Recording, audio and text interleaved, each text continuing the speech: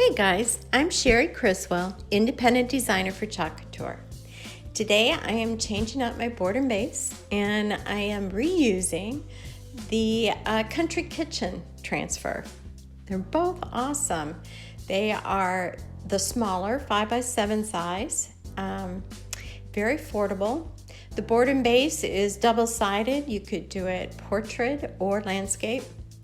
It's cool. Oh, and I can use paste and ink on almost all our stuff, and I did on this one. I did a towel and ink, and now I'm doing chalk. I used Peachy Keen on the pig on top, and here I'm doing my favorite technique now with the blending of the two colors, and the colors are bright white and golden hour. I love it. It turned out so good. Here it is with the ink towel that I also was very happy with.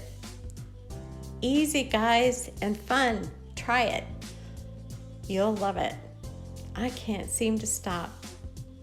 I just keep chalking and inking day after day. And I love to be able to change up my decor. And I can always go back to it because it's all reusable.